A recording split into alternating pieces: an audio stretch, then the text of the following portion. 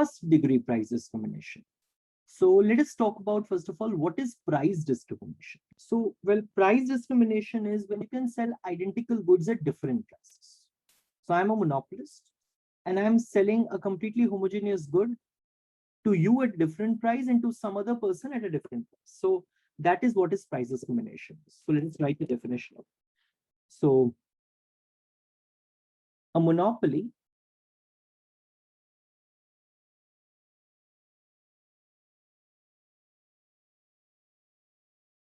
engages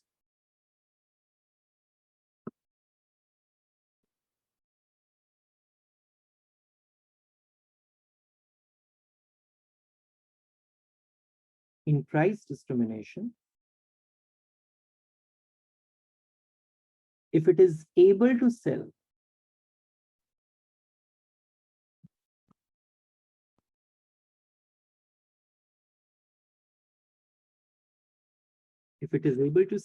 otherwise identical units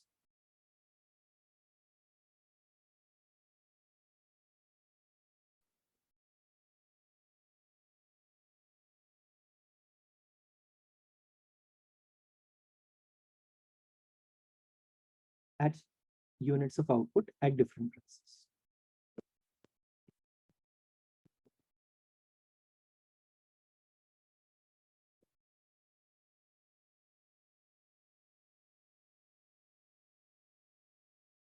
At different prices, right?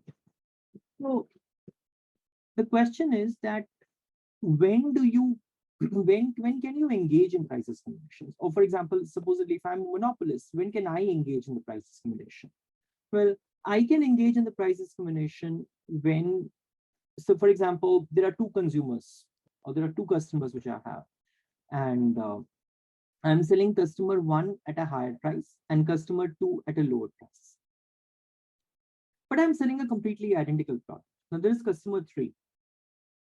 If we can find out that I am selling customer two at a lower price, then isn't it better for him to buy it from customer two than from me?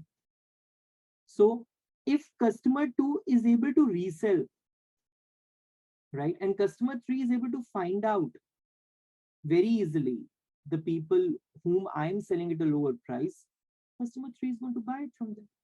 So the point is that the price discrimination is going to be possible when no reselling is allowed. There is no possibility of arbitrage. So it is feasible.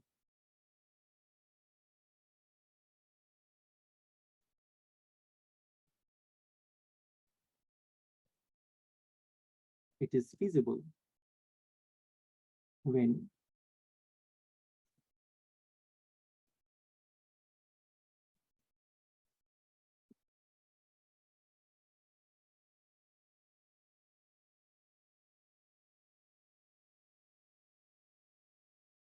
buyers are unable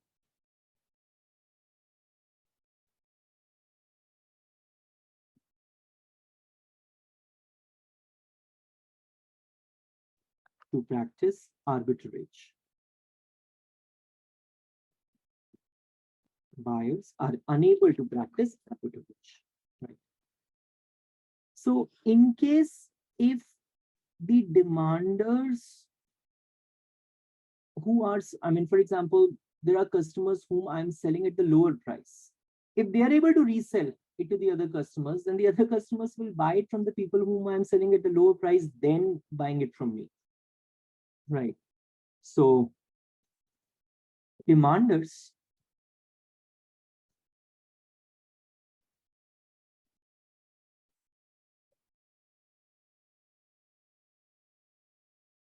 who can buy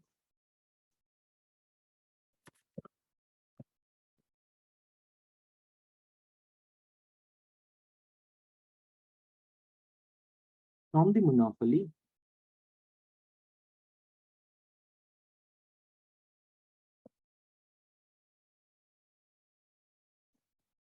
at lower prices, right, are attractive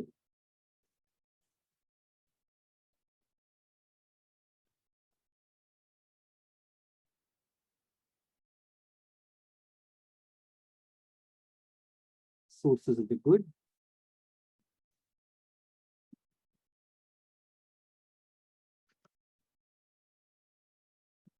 Then the monopoly itself.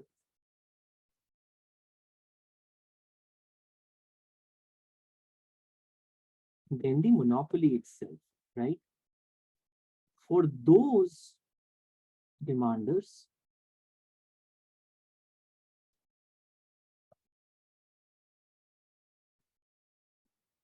who must pay higher taxes.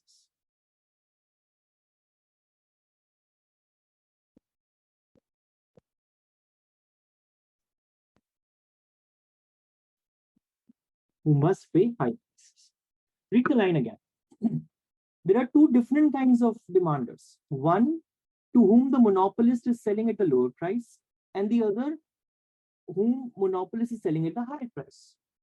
So the people who have to buy at the higher price, if it is possible for them to buy it from the people who are, whom monopolist is selling at the lower price, it is profitable to them than to buy it from the monopoly itself, right? So the profit-seeking middlemen will destroy any price discrimination scheme. So in this kind of scenario, price discrimination is not feasible if they can find them, right? If they can find them, right? So when is price discrimination possible? Okay. So the question arises that when is price discrimination possible?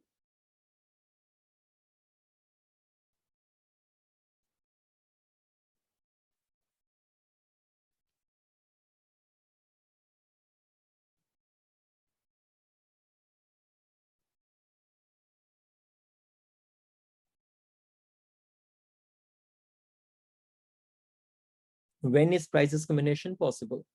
One,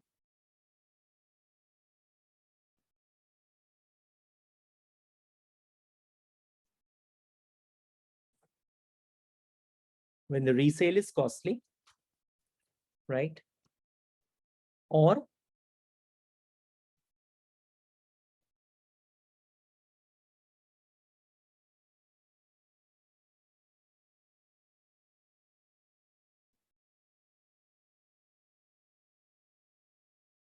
can be prevented entirely, or can be prevented entirely, right?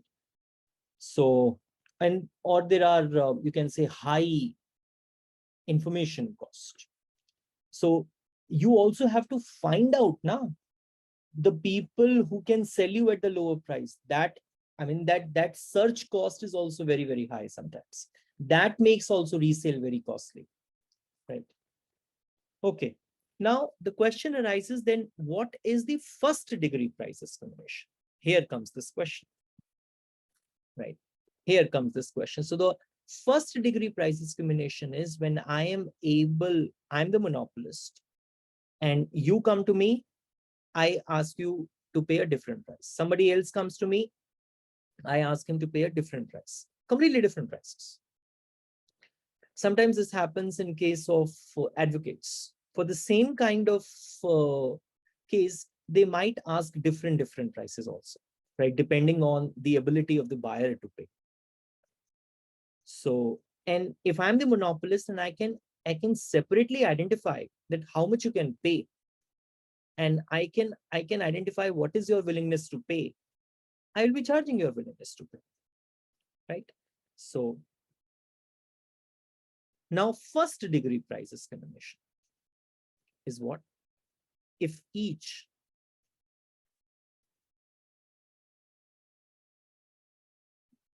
buyer can be separately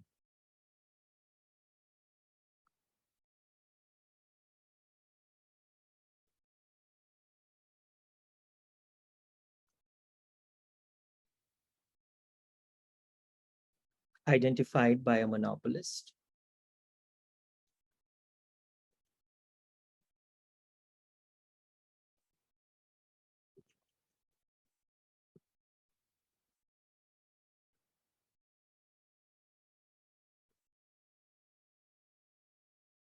then it is possible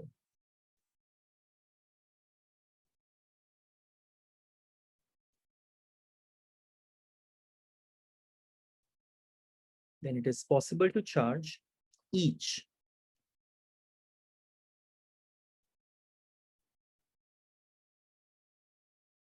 the maximum price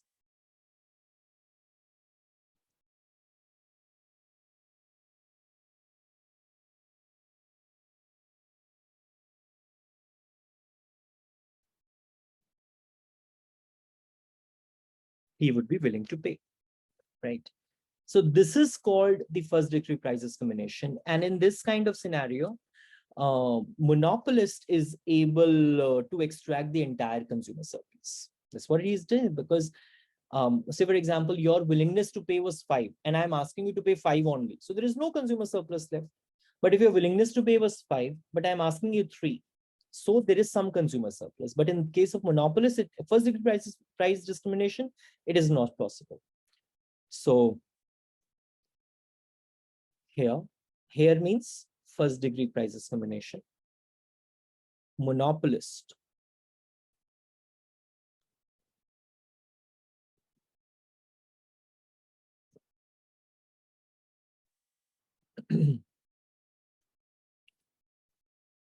would extract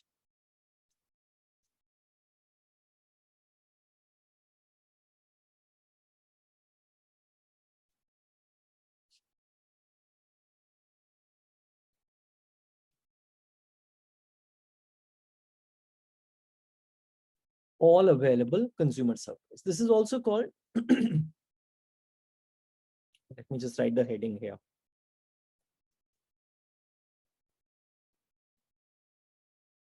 First degree or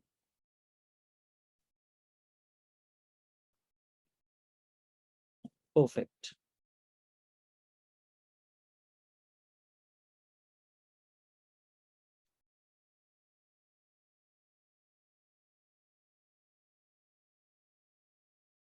First degree of or perfect price discrimination, right? So you have like this. So let me just look at it graphically.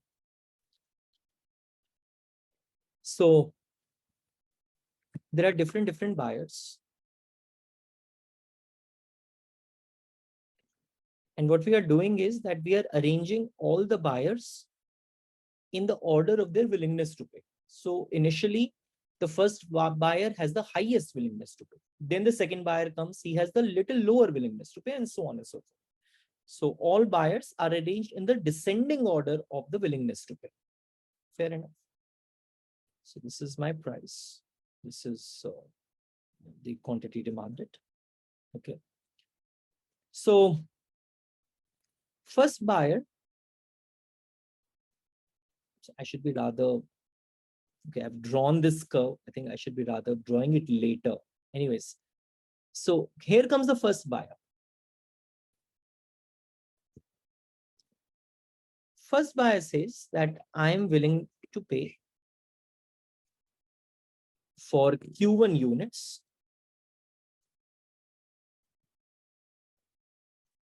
this price, P1, right?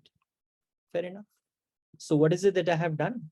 That the first buyer says that for the Q1 units, I'm willing to pay P1 price. Fair enough, right? Monopolist charges P1, and the revenue of the monopolist is how much? This entire area, this rectangle, right? P1 into Q1 is what the revenue of the monopolist is. Then comes the second buyer.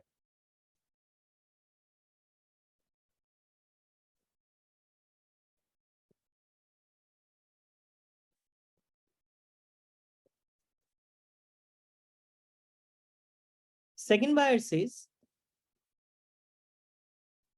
for this difference, Q2 minus Q1 units, right? For this difference, I'm willing to pay P2. I mean, after Q1, whatever additional units is there. I mean, so the second buyer is willing to pay a little lower price, which is P2. So from the first buyer,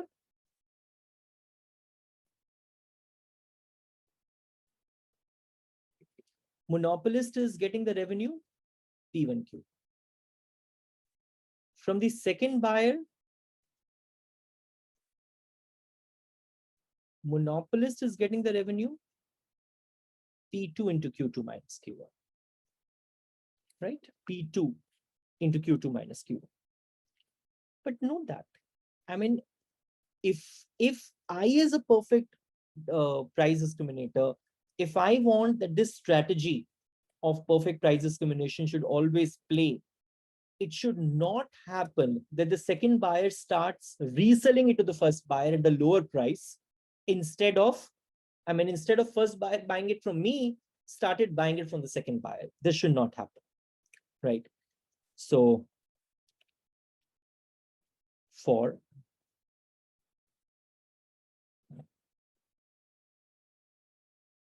first degree price discrimination to succeed, right?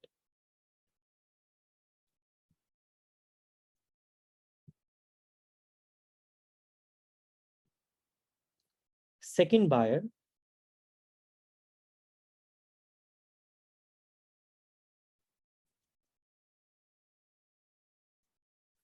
is unable to resell, not sell.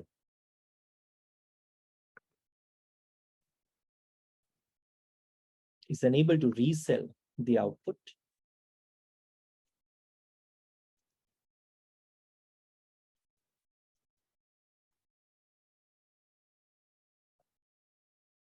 at P2 to the first buyer. You're getting the point. So something should happen that the second buyer should not be able to resell it. Otherwise, this is not going to work.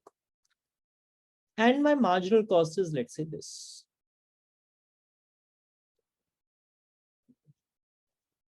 Right. So what I've done is that since I've arranged all the people into different values like this.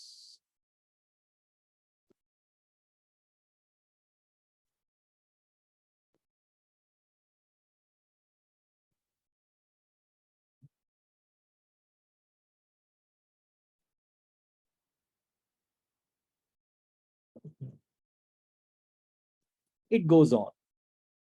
It goes on. So what I have done is that the point which I want to make is that I will be producing, I'm the perfect price discriminating monopolist. I'll be producing up to the point where the last buyer is not even willing to pay my marginal cost. So I have to cover my marginal cost. So if somebody is not willing to pay my marginal cost also, I will say I'm not producing. I'm not going to sell anything. So I mean, if I'm going to produce more than Q star, then people, according to this demand function, will not be ready to pay me my marginal cost also. So for the perfect price discrimination, the equilibrium for the monopolist is going to be where price is equal to the marginal cost, right? Where price is equal to the marginal cost, right? So the marginal buyer here is not willing to pay even the price, even this price. Sorry, is not willing to pay even the marginal cost. Fair enough. The total quantity produced is Q star, right? Total revenues are what? For example, this is O, D, E, Q star. So total revenue is what? O, D, E, Q star. Okay. And what happens is that all consumer surplus is extracted by the monopolist, because for Q star, okay, this is the price is going to be paid. And I mean, since what he has done is, you know what, in case if this would have been the perfect competition, then what would have happened? He would have charged for Q star, till Q star, he would have charged just this price. So the consumer surplus would have been like this. But in case of perfect price discrimination, this entire consumer surplus is gone. It is gone to the monopolist only, right? There is no deadweight loss in perfect competition. There is no deadweight loss in perfect price discrimination also. In some of the recording we have talked about, there is a deadweight loss for the monopolist, but in case of a perfect price discriminating monopolist, there is no deadweight loss. So the total revenues collected are this: all consumer surplus has been extracted.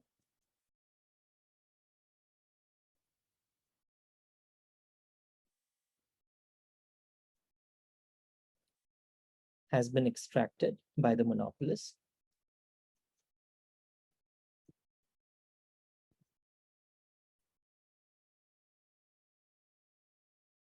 By the monopolist, and there is no deadweight loss.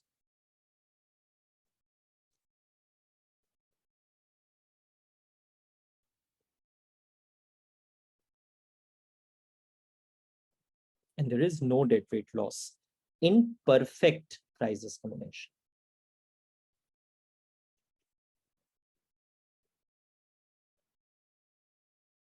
So the point which I want to make is that in case of perfect competition, the perfectly competitive producer is producing the efficient quantity. It is given by P equal to MC. Here also, he is producing perfect price discriminator is also producing the efficient quantity given by P equals to MC. So this guy, this is the case of the perfect price discrimination.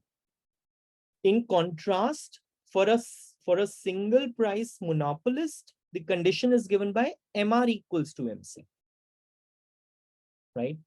It's a simple monopoly case.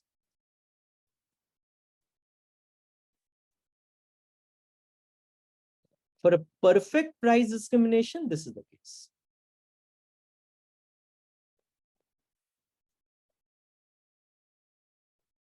For the perfect price discrimination, this is the case.